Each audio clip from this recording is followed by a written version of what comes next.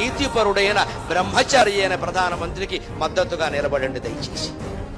ఆ వ్యక్తికి కూడా ఏమన్నా జరిగింది అంటే గుండెల్లో బాధతో చెబుతున్నా, ఇక దేశాన్ని రక్షించేవాడు లేడమ్మా, ఆయన మరో హనుమంతుడు, మరో భీష్ముడు. నాకు పార్టీలతో నిమిత్తం లేదు, నాకు ఆయన అంటే అభిమానం. ఆయన ఖచ్చితమైన నిర్ణయాలు, వీళ్ళకి లొంగే మనిషి కాదు ఆయన. విమర్శిస్తున్న పెద్ద మనుషులు 20 ఏళ్లుగా 60 ఏళ్లుగా 70 ఏళ్లుగా ఏం చేశారో మనకు తెలుసు. దేశం ఆ శక్తి బ్రహ్మచర్యం వల్ల వస్తుంది. నరేంద్ర మోడీకి కూడా ఆ శక్తి, హనుమంతుడికి అతను ఆరాధకుడు. అందుకే ఎక్కడికి వెళ్ళి ఏ దేశానికి వెళ్ళినా ఆ దేశం వాళ్ళకి భగవద్గీత బహుమతి ఇస్తున్నాడమ్మా, దేశం పరువు నిలబడే విధంగా.